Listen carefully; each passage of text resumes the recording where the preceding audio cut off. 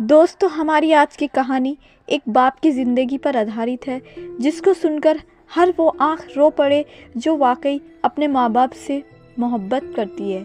कहानी को पूरा सुनिएगा, बहुत ही ज़बरदस्त कहानी है। मैं सुमैया महमूद एक आम सी घरेलू औरत हूँ। हम मियाँ बीवी में बहुत मोहब्बत और चाहत थी। मेरे में पति महमूद बहुत अच्छी आदत के थे, लेकिन मेरी भी यही कहानी है जो अक्सर औरतों की होती है। शादी के बाद ऊपर तले के 3 बच्चों के साथ घर की जिम्मेदारी और महमूद साहब की कम सैलरी पर गुजर बसर करना मेरे लिए बहुत मुश्किल काम था, जबकि कोई घरेलू मददगार भी नहीं था। ऐसे हालात से मेरी तरह और भी बहुत सी औरतें गुजरती होंगी, लेकिन जो किस्सा मेरे साथ पेश आया उसने मेरी ज़िंदगी बदल कर रख दी। यह उन दिनों की बात है जब मेरी शादी के 6 साल बीत गए थे। हर बार ऊपर वाले ने सिर्फ बेटियां ही दी, लेकिन 3 बेटियों में 1.5 साल का ही फर्क था। मैं उन्हें ठीक से संभाल भी नहीं पाती थी। महमूद का छोटा सा घर, कम सैलरी, ना कोई नौकर न चाकर, छोटे छोटे बच्चे के साथ अकेली से घर के कामकाज संभालने थे। महमूद भी अपने माँ बाप की इकलौती ही औलाद थे, लेकिन उनके बाबा मेरी शादी से चंद साल पहले ही गुजर चुके थे और मेरी सास मेरी शादी के 1 साल बाद ही चल बसी थी। एक अकेली औरत के लिए कठिनाइयों से भरा ये समय बड़ा मुश्किल होता है। हालांकि महमूद साहब सुबह नाश्ता बनाने में मेरी मदद कर देते थे, लेकिन जब वे अपने ऑफिस चले जाते तो मेरा पूरा दिन घन चक्कर बने गुजरता था। दिन बड़ी मुश्किल से गुजर रहे थे। घर में मेरे अलावा कोई नहीं था जो मेरी बात सुनता। महमूद शाम को घर लौटते तो वो भी आते ही बच्चों में लग जाते थे और रात का खाना खाते ही हम दोनों अपनी जिम्मेदारियों से इस थके मांदे होते कि लेटते ही सो जाते थे। एक तो बच्चे की थका देने वाली जिम्मेदारी, उस पर घर की सफाई सुखाई, खानादारी, ये दिन मुझ पर बड़े कठिन गुजर रहे थे। लेकिन फिर एक दिन महमूद एक बड़ी सी उम्र के शख्स को अपने घर साथ में ले आए और फिर मुझसे बोले, लो बेगम साहिबा, तुम्हारा मसला ऊपर वाले ने हल करवा दिया है। आज से ये नौकर तुम्हारे सारे काम कर दिया करेगा और बच्चों को भी संभाल लेगा। तुम इनसे जो काम कहोगी ये इनकार नहीं करेगा, बस शाम को 7 बजे के बाद वापस चला जाया करेगा। महमूद मुझसे कहने लगे कि ये बुजुर्ग मेरे ऑफिस के बॉस के घर नौकर हैं। वह लोग कुछ महीने के लिए दुबई घूमने फिरने गए हैं और यहाँ उनका कोई करीबी रिश्तेदार भी नहीं है। इसीलिए उन्होंने कहा कि मैं उन्हें अपने साथ ले जाऊँ, जो भी कामकाज हो बता देना। देखने में वे अच्छे खासे अधेड़ उम्र के थे, चेहरे पर शर्मिंदगी सी छाई हुई, सर के सारे बाल सफ़ेद थे, नज़र झुकाए खड़े थे, सादे से कुर्ते पजामे में, चेहरे पर सफ़ेद रेशम पर दाढ़ी। मैंने सोचा कोई औरत होती तो मुझे सुकून भी होता। ये बुजुर्ग आदमी भला मेरी क्या मदद कर सकते हैं, लेकिन महमूद का बॉस का हुक्म था तो इसलिए हम टाल नहीं सकते थे। वह सुबह 8 बजे तक घर पहुंच जाते थे और शाम को 7 बजे के बाद वापस चले जाते थे। घर का कामकाज में उनसे क्या करवा सकती थी। हाँ, उनके आने जाने से ये ज़रूर हुआ था कि बच्चे उनके साथ बहल गए थे और फिर वो छोटे मोटे काम कर देते थे। वह मुझे बिटिया कहकर पुकारते थे। मैं किचन में बिजी होती तो खुद ही भी किचन में आ जाते और कहने लगते कि बिटिया, मुझे चाय बनानी आती है और सब्जी भी अच्छी काट लेता हूँ। कोई काम हो तो बिना झिझक कह दिया करो। पुराना सा लिबास पहने, कांधे पर रुमाल लटकाए, वह गर्मी में माथे का पसीना पोंछते हुए मेरा एहसास करते आ जाते। वह मेरी पिता की उम्र के थे। मुझे उन्हें काम कहते हुए भी शर्म आती थी। बड़े मियाँ, आप रहने दें, हम कौन से अमीर हैं जो हमारा हुक्म पूरा करना आप पर ज़रूरी है। बस आप बच्चों को संभाल लिया करें और बाज़ार से सामान ला दिया करें। मुझे उनके आ जाने से बड़ी सहूलियत सी हो गई थी। बाज़ार की चीज़ें मैं उनसे मंगवा लेती थी और 7 बजते ही वापसी के लिए तैयार खड़े होते थे। फिर मुझसे इजाज़त मांगते, बिटिया मैं जाऊं। जब मैं कहती हाँ जाइए तो कहते कि मुझे 10 रुपये दे दो। पैसे तो मेरे पास अक्सर होते ही थे। मैं रोज़ 10 रुपये उनको मांगने पर दे देती। एक बार मैंने उनसे 100 का नोट दिया, रख ले, लेकिन बड़े मियाँ ने वापस कर दिया। कहने लगे, बेटा सिर्फ 10 रुपये लूँगा। मैंने बहुत कहा कि अपनी खुशी से 100 रुपये दे रही हूँ, लेकिन उन्होंने इनकार कर दिया। कहने लगे, बस 10 रुपये ही लूँगा। मुझे उनकी ये बात बहुत अजीब सी लगी। 2 महीने गुजर गए थे, इसलिए मैं अब उन्हें बड़े मियाँ से अच्छी खासी घुल मिल गई थी किचन में जब भी मैं खाना बना रही होती तो वे बर्तन धोने लगते और कभी सब्ज़ी बना देते। मैं अब उनकी मौजूदगी में भी किचन में काम करने लगी थी। वह मुझसे बच्चों के बारे में बात कर लेते थे, कभी सब्ज़ी काटते हुए खाने की रेसिपी पूछने लगते। मुझे अब उनसे हिचकिचाहट सी महसूस नहीं होती थी। एक बार मैंने उनसे घर वालों के बारे में पूछा तो एकदम से उनके चेहरे की मुस्कुराहट गायब हो गई थी। चेहरा टेढ़ा सा होने लगा था और फिर वो मुझे गुस्से से देखने लगे। पहली बार मुझे उनसे डर महसूस हुआ था। मैं उनसे नज़रें चुरा गई, लेकिन उन्होंने मुझे कोई जवाब नहीं दिया। बस मैं खामोशी से किचन से बाहर निकल गई। पहले तो मैंने सोचा मुझे क्या पड़ी थी उनके घर वालों के बारे में पूछने की। बेहतर है कि अपने काम से काम रखूं। और अगले दिन उनका व्यवहार पहले जैसा था। फिर बातों ही बातों में वे अपने मालिक के किस्से सुनाने लगते, उनके बच्चों का जिक्र करने लगते। बिटिया क्या बताऊं, असलम साहब आदत के बहुत अच्छे हैं, मेरा बहुत ख्याल रखते हैं। असलम साहब के बच्चे अगर कभी चिढ़ जाएं तो बदतमीज़ी कर जाते हैं, वरना तो ठीक से बात करते हैं। बड़े मियाँ असलम साहब की बीवी का तो कभी आपने जिक्र ही नहीं किया, वह कैसी हैं? मैं किचन में सलाद काटते हुए पूछने लगी। वह भी वहीं बैठे थे। एक ठंडी गहरी सांस ली, फिर कहने लगे, मिजाज की तेज़ है लेकिन अच्छी है। अब क्या करें, नौकर है तो नखरा क्या, हमने तो बस काम से मतलब है। वह लापरवाही दिखाने लगे। बड़े मियाँ असलम साहब आपको तनख्वाह क्या देते हैं? मैंने सलाद प्लेट में सजाते हुए पूछा। वह कुछ पल के लिए मुझे गौर से देखने लगे। चेहरे का रंग फिर से बदल गया और इस बात पर भी उन्होंने कोई जवाब नहीं दिया, बस बात टाल दी। मैं ज़रा बच्चों को देख लूं, ये कहकर वे किचन से बाहर निकल गए। एक बार वे बर्तन धो रहे थे। गर्मी अपने जोबन पर थी, इसलिए उन्होंने अपनी आस्तीनें ऊपर को चढ़ा ली। आटा गूंद रही थी जब मेरी नज़र उनके हाथ पर पड़ी। गहरे गहरे जख्मों के निशान थे। लग रहा था जैसे बुरी तरह से हाथ जले हों। बड़े मियाँ ये कैसे जला था? वो ये सुनकर हड़बड़ा से गए। मेरा उनके हाथ को देखकर दिल दहल गया था। हड़बड़ाहट के मारे उनके हाथ से प्लेट छूट गई, सिंक में गिर गई। फिर उन्होंने जल्दी से अपनी आस्तीनें नीचे की और फिर से बर्तन धोने लगे, लेकिन चेहरे पर एक घाटा सी छाई हुई थी। ना जाने क्या मुझे उन पर कुछ शक सा होने लगा था। शाम के 7 बजते ही उन्हें बस वापसी की जल्दी होती थी। कई बार महमूद ने उनसे कहा कि आप हमारे घर में एक कमरा मेहमानों के लिए खाली है, आप वहाँ आराम कर लिया करें, कुछ देर और रुक जाएं। लेकिन नहीं, वो यूँ जल्दबाजी दिखाते जैसे कोई उनका इंतज़ार कर रहा हो। एक बार खुद ही बातों बातों में वह अपनी बीवी का जिक्र करने लगे। बड़ा ख्याल रखते हैं वह, जैसे तुम महमूद मियाँ का रखती हो। अल्लाह तुम दोनों की जोड़ी सलामत रखे, जुग जुग जियो, सदा सलामत रहो। बड़े मियाँ आपको बड़ी अम्मा से बड़ी मोहब्बत है, तभी तो 7 बजते ही आपके जाने की जल्दी होती है। वे इंतज़ार में रहती होंगी। मेरी बात पर एक उलझन सी उनके चेहरे पर छा गई। किसी गहरी सोच में डूबकर बोले, ठीक कहती हो बिटिया, मेरे इंतज़ार में ही होती है। मैं ज़रा भी लेट हो जाऊं तो दरवाजे पर फिक्रमंदी सी खड़ी राह तकने लगती है।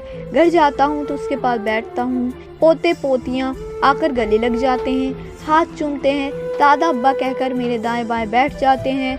बहू आकर सर पर प्यार लेती है, पानी का गिलास पेश करती है, कहती है अब्बा मियाँ खाना गर्म है।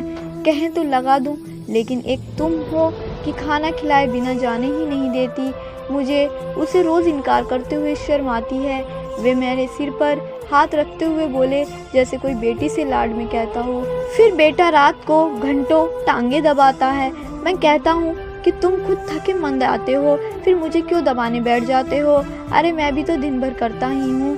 महमूद मियाँ और सुमैया मुझे काम कहाँ करने देते हैं, मेरा बड़ा ख्याल रखते हैं, लेकिन कहता है अब्बा मियाँ जब तक आपकी सेवा ना कर लूँ तो मुझे नींद नहीं आती। मैं उनकी बातें सुनकर कहीं खो सी गई थी और सोचने लगी कि बड़ी अच्छी नेक औलाद है जो माँ बाप की इतनी सेवा करती है। फिर बड़े मियाँ बोले, असलम की माँ जब तक दिन भर की सारी बातें मुझे ना बता लें उन्हें कहाँ चैन पड़ता है। बस उसकी बातें ही खत्म नहीं होती कि मेरी आंख लग जाती है। ये कहकर वे हंसने लगे। मैं कहता हूँ उम्र गुजर गई जमीला, पर तुम्हारी मोहब्बत अभी भी वैसी ही है। फिर वह बड़े मियाँ मुस्कुराते हुए आंखों में आई नमी साफ करने लगे, जो शायद उनके हंसने से आंखें भर आई थी। असल मोहब्बत तो बड़े मियाँ वही है जो बड़ी अम्मा आपसे करती हैं। औरत की मोहब्बत कहाँ पुरानी होती है, वह तो वक्त गुजारने के साथ साथ और भी ज़्यादा मजबूत होती चली जाती है। मेरी बात पर वह मुझे गौर से देखने लगे। तुम बिल्कुल जमीला की तरह बातें करती हो। अगर मेरी कोई बेटी होती तो बिल्कुल तुम्हारी जैसी होती। वह मुस्कुराते हुए बोली। आप नौकरी क्यों करते हैं बड़े मियाँ? मेरे सवाल पर फिर वह रुख से बदल गए थे। अजीब सा मिजाज था उनका। कभी बात करने पर आते तो कई घंटों तक अपने घर वालों के किस्से सुनाते रहते थे कि कभी किसी सवाल पर बिना जवाब दिए ही उठकर चले जाते। अब भी बिना जवाब दिए ही उठकर चले गए थे। फिर मुझे एहसास हुआ कि शायद उन्हें पैसों की ज़रूरत होगी। बेटे की सैलरी ज़्यादा नहीं होगी, तभी तो इस उम्र में मेहनत कर रहे हैं। मैंने महमूद से कहा कि आपका बॉस बड़े मियाँ को महीने की सैलरी तो देता ही होगा, जिससे उसका गुजर बसर हो ही जाता होगा। लेकिन अब आपके बॉस यहाँ नहीं हैं, तो बड़े मियाँ के घर वालों का खर्च मुश्किल में होगा। आप जो आसानी से दे सकते हैं उन्हें दे दिया करें। मेरी बात सुनकर महमूद ने जवाब दिया, वह क्या लगता है सुमैया, मैंने कोशिश नहीं की होगी, लेकिन वे ले तभी तो ना वो इनकार कर देते। कहते हैं बेटी सुमैया बेटी दे देती है, वह मेरे गुजारने के लिए काफ़ी है। महमूद की बात सुनकर इस बार मैंने ठान ली थी कि बड़े मियाँ से पूछूंगी ज़रूर 10 रुपए के नोट से आखिर होता क्या है। अगले रोज़ मैंने बड़े मियाँ को 10 रुपए का नोट देते हुए पूछ ही लिया कि 10 के नोट से उन्हें क्या मिलता है। इस बार वे खामोशी से बाहर नहीं गए थे, बल्कि मुझसे कहने लगे, मेरे घर आना और सब अपनी आंखों से देख लेना। अगले दिन जब मैं उनके घर गई तो मेरे पांव तले ज़मीन निकल गई। मैं और महमूद दोनों ही बड़े मियाँ के साथ उनके घर गए थे। एक पुराना सा इलाका था, छोटी छोटी गलियाँ थी, तंग सा माहौल था। एक गली में दाखिल होते हुए 2-4 घरों के बाद गली बंद थी। आखिरी मकान के सामने हम बड़े मियाँ के साथ खड़े हो गए, लेकिन दरवाज़ा बंद नहीं था, हल्के से धक्के से ही खुल गया था। मैंने और महमूद ने एक दूसरे को हैरत से देखा, फिर हम अंदर दाखिल हो गए। घर बिल्कुल वीरान था। घर के अंदर दाखिल होते ही बड़ा सा आंगन था और सामने 3 कमरे थे। हर कमरे के 2 लकड़ी के दरवाजे थे। आंगन में लगे पेड़ सूख चुके थे, हर चीज़ मिट्टी का ढेर थी। आंगन के एक कोने में एक कब्र देखकर मेरे पैरों तलों से ज़मीन खिसक जिसकी मिट्टी गिरी थी। घर में कोई और मौजूद नहीं था, वीरान का राज था। बड़े मियाँ की चारपाई भी उसके कब्र के बाईं तरफ बिछी हुई थी। वहीं करीब ही मिट्टी का घड़ा रखा हुआ था और उस पर स्टील का गिलास जो उल्टा रखा था। बड़े मियाँ सबसे पहले उस कब्र पर गए। जमीला देखो तो कौन आया है? अरे तुम्हें बताया तो था कि बिटिया आने की जिद कर रही है, बहाने बहाने से तुम सबका पूछती है, इसलिए इस बार साथ ले आया। मेरे कदम तो ये सब देखकर वहीं जम गए थे। महमूद की हालत भी। बड़े मियाँ ने अपनी जेब से अगरबत्ती निकाली और माचिस से जलाकर कब्र पर लगा दी। फिर पलटकर हम देखने लगे। तुम दोनों क्यों रुक गए? अरे आओ ना, तुम पूछती थी मैं 10 रुपए क्यों लेता हूँ। जमीला को अगरबत्ती की खुशबू बहुत पसंद है, इसलिए उसके लिए ले आता हूँ। खुश हो जाती है बेचारी। चलो तुम्हें अपनी बहू से मिलवाता हूँ, बावर्ची खाने में होगी, वह मेरे लिए खाना तैयार करके रखती है। अब्बा मियाँ को आते ही भूख लगी होगी। यह कहकर वह मेरे पास आया, मेरा हाथ थामकर अपने बावर्ची खाने में ले गए, जहाँ की हालत भी बाकी घर जैसी ही थी। खाली बावर्ची खाना था, चंद स्टील के बर्तन थे, वह भी मिट्टी से सने हुए। मुझे लगा शायद उनकी फैमिली किसी हादसे का शिकार हो गई है, सभी शायद दुनिया छोड़कर जा चुके हैं, इसलिए ही बड़े मियाँ तन्हाई का शिकार हैं। उसी से बचने के लिए बिना सैलरी के काम करते हैं। फिर वे मुझे और महमूद को अपनी बेटी के कमरे में ले गए। हालांकि कमरे में कोई नहीं था, लेकिन दीवार पर लगी तस्वीर देखकर महमूद और मेरे होश उड़ गए थे। खौफ की नज़र से हमने बड़े मियाँ को देखा था।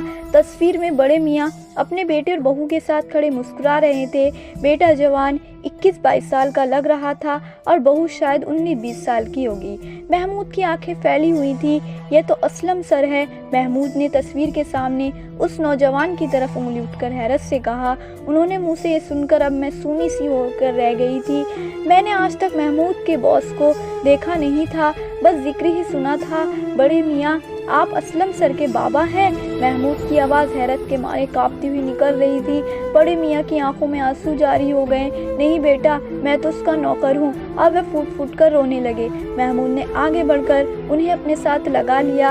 अब वो महमूद के गले लगकर फूट फूट कर रो रहे थे। मेरी आंखें सब देखकर पथरा सी गई थी। मेरा घर बार, मेरा सब कुछ बर्बाद हो गया था। बेटा मैं आज तक ये नहीं समझ पाया कि मेरा कसूर क्या था। मैंने तो हमेशा अपने माँ बाप की सेवा की थी। बेटे की अच्छी परवरिश की खातिर, उसे अच्छी शिक्षा दिलवाने की खातिर खुद पर नींद चैन सब हराम कर लिया था। शुरू में मैं रफ़ी साहब के घर नौकर था। उस वक्त मुझे रोज़ 10 रुपये तनख्वाह के मिलते थे। उससे मेरा घर अच्छा चल रहा था। मेरी ड्यूटी रात 8 बजे तक की थी। असलम छोटा था। मेरी बीवी पूरा दिन घर में मेरे माँ बाप की सेवा में गुजार देती थी। कभी इतनी हिम्मत भी नहीं कर पाई कि मेरी माँ के सामने किसी काम को इनकार किया हो। मियाँ मेरे बाप को आंख उठाकर देखती, बस सर झुकाए दिन रात सास ससुर की सेवा में गुजार दिए। मैं 9 बजे तक घर लौटता था। अपने बाबा की टांगें दबाकर माँ के दिल की बातें और शिकवे सुनकर बीवी के पास जाने की बारी आती थी। बस वही 1-2 घंटे ही हमारी अपनी ज़िंदगी थी। हम हंसते थे, बात करते थे। असलम की पैदाइश के बाद हमने खुद को पूरी तरह से बदल लिया था। हमने सोचा कि हम तो शिक्षा से अनपढ़ हैं, इसलिए लोगों को नौकरी करके उनके झूठे खाने पर मजबूर हैं। बेटा पढ़ लिख जाएगा तो हमारे दिन भी बदल जाएंगे। वक्त आगे बढ़ता रहा। मेरे माँ बाप भी एक के बाद एक दुनिया से चले गए। कब मैंने बाप की चरपाई संभाली, कब जमीला ने अम्मा की जगह ली, कभी खबर भी नहीं हुई। हमारे सिया बाल, खूबसूरत जवानी, असलम की परवरिश और ख्वाहिश के सामने इकट्ठे करते करते बुढ़ापे की दहलीज पर पहुंच गए। असलम अब नौकरी पर लग चुका था। मैंने अपने सेठ रफ़ी साहब से कहकर असलम उनके ऑफिस में नौकरी लगवा दी। वह भी मेरी बात मान गए, क्योंकि मैंने सारी जवानी उनके घर की सेवा की थी। बस रोज़ के 10 रुपये की सैलरी पर बाकी वे अपने घर का बचा खाना और झूठे कपड़े दे देते थे, जिन्हें पहन पहन कर मैंने और जमीला ने वक्त गुजारा था। रफ़ी साहब की एक बेटी थी, गुलनाज, इकलौती थी, इसलिए घमंडी और बदतमीज़ भी थी। मुझे तो नौकर कहकर पुकारती थी, लेकिन बहरहाल जब मैं नौकर था तो नखरे क्या दिखाता। बात यहीं तक रहती तो तकलीफ़ ना देती। असलम की सैलरी अच्छी लग गई थी। मैंने सोचा अब दोनों बुढ़े बुढ़िया के दिन भी बदल जाएंगे। मैं भी अब नौकरी छोड़कर घर बैठ जाऊंगा। जो वक्त जवानी में बीवी को नहीं दे पाया, वह हम दोनों बुढ़ापे में साथ गुजार लेंगे। सोच तो यही थी। जैसी सेवा जमीला ने मेरी माँ बाप की है, बहू भी वैसी ही हमारी भी करेगी। असलम की पहली सैलरी मिलने पर मैंने रफ़ी साहब से कहा कि मुझे अब नौकरी से छुट्टी चाहिए। वह भी खुशी से मान गए। चंद महीने घर पर रहकर ही गुजारे थे। एक दिन रफ़ी साहब मेरे घर आए और गुलनाज के लिए असलम का रिश्ता मांगा। मैं तो हैरान रह गया, कहाँ असलम और कहाँ गुलनाज। असलम खूबसूरत था और मेहनती भी था। रफ़ी साहब को और क्या चाहिए था। सारी ज़िंदगी मेरी तो गुलामी में गुजर गई थी, अब उन्हें असलम की गुलामी चाहिए थी। गुलनाज बेटी अगर किसी दूसरे घर विदा होकर 4 दिन रह नहीं पाती, इसलिए असलम को फंसा लिया और मेरा बेटा भी दौलत देखकर हवा में उड़ने लगा। मेरी लाख समझाने पर भी गुल से शादी पर वह डटा रहा। बहरहाल मुझे ही आखिर में बेटे की ख्वाहिश के सामने सर झुकाना पड़ा। गुलनाज चंद दिन ही हमारे घर की जीनत बनी, फिर असलम को भी अपने साथ ले गई। जमीला बहुत रोई थी, लेकिन मैंने उसे समझाया कि बेटे की अपनी ज़िंदगी है, उसे गुजारने दो। वो कहने लगे कि मैं भी तो अपनी जवानी अपनी ख्वाहिश पर मिट्टी डालकर असलम की ख्वाहिश को पूरा करने में उम्र गुजार दी। क्या ये दिन देखने के लिए मैंने कहा वह हमारा फ़र्ज़ था। वह रोने लगी, कहने लगी उसका कोई फ़र्ज़ नहीं है। मैंने उसे बहुत बहलाया, लेकिन वह बीमार रहने लगी और असलम पहले तो हफ्ते में एक बार शक्ल दिखा जाता था। घर के खर्चे के लिए पैसे भी दे जाता था, लेकिन फिर उसका आना जाना कम हो गया। मैंने जब देखा बेटा अब कर्ज भी नहीं देता और किसी को और घर में नौकरी कर ली। जमीला की जवानी भी मेरा इंतज़ार करते करते गुजर थी। बुढ़ापा भी इंतज़ार की नज़र हो गया। मुझे अगर ज़रा देर हो जाती तो दरवाजे की दहलीज पर खड़ी मेरा इंतज़ार करती रहती, और यही इंतज़ार उसे एक दिन कब्र में ले गया। मैं अकेला रह गया। मुझे अपने घर से बड़ा प्यार था, इसलिए मैंने जमीला को कहीं नहीं जाने दिया और यहीं इसी आंगन की कच्ची ज़मीन में दफना दिया। असलम मुझे ज़बरदस्त अपने साथ ले गया। मैं दिन वहाँ गुजार लेता था, लेकिन रात को मुझे लगता था कि जमीला अकेली है, इसलिए वापस घर पर ही रात गुजारता था। गुल ने तो कभी मुझे अपना बाप समझा ही नहीं, आज तक मुझे नौकर कहकर पुकारती है। असलम अब भी उसके एहसानों के हाथ तले दबा हुआ है, इसलिए कुछ नहीं कहता। बच्चे भी माँ के नक्शे कदम पर चल निकले हैं, इसलिए मेरी हैसियत उस घर में वही है जो पहले होती थी। अब मैं वहीं नौकरी करता हूँ। बस फ़र्क ये है कि अब रफ़ी साहब के बजाय 10 नौकरी के गुल से बड़े हक से मांगता हूँ, क्योंकि वह मेरी मेहनत की कमाई होती है। जमीला को अगरबत्ती की खुशबू बहुत पसंद है, इसलिए 10 रुपए की अगरबत्ती ले आता हूँ। सोचता हूँ सारी ज़िंदगी जिस औलाद की ख्वाहिश पूरी करते करते गुजार दी, उसके पास 2 घड़ी मुझे देने के लिए नहीं है। यहाँ तक कि वो शर्म के मारे मेहमानों के सामने भी मुझे नौकर कहकर पुकारता है। मुझे दुख नहीं होता, क्योंकि ज़िंदगी नौकरी करते ही गुजरी है। फिर नौकर कहलाने में कहाँ की शर्म। अब जमीला को वक्त देने का वक्त आया तो उसका वक्त पूरा हो चुका है, लेकिन फिर भी उसके पास बैठता हूँ, बातें करता हूँ। अपनी ज़िंदगी से कोई शिकायत मुझे नहीं है। मुझे बड़े मियाँ की बातें हम दोनों मियाँ बीवी ने आंसू बहाते हुए सुनी थी। रो रो कर मेरी हिचकी बन गई थी। ये कैसा जुल्म था और कैसी अंधेर नगरी थी। इतने बड़े घर में नौकरों की कौन सी कमी थी जो एक ससुर की सेवा नहीं की जा सकती थी। दोस्तों, ये कहानी कोई नई नहीं है, बहुत से घरों में यही तो हो रहा है। कहीं माँ बाप के साथ औलाद ऐसे ही जालिमों की तरह सलूक करती है। तो दोस्तों, उम्मीद करते हैं हमारी आज की कहानी भी आपको पसंद आई होगी। आपका क्या कहना है इस कहानी के बारे में कमेंट करके हमें ज़रूर बताएं। वीडियो को लाइक कर दीजिए और इसी तरह की कहानी लगातार देखने के लिए चैनल को सब्सक्राइब करके घंटी 23 को दबाकर ऑल पर सेट कर लीजिए, ताकि आने वाली वीडियो का नोटिफिकेशन आपके पास तुरंत पहुंचे। मैं मिलता हूं अगली वीडियो में, तब तक के लिए धन्यवाद।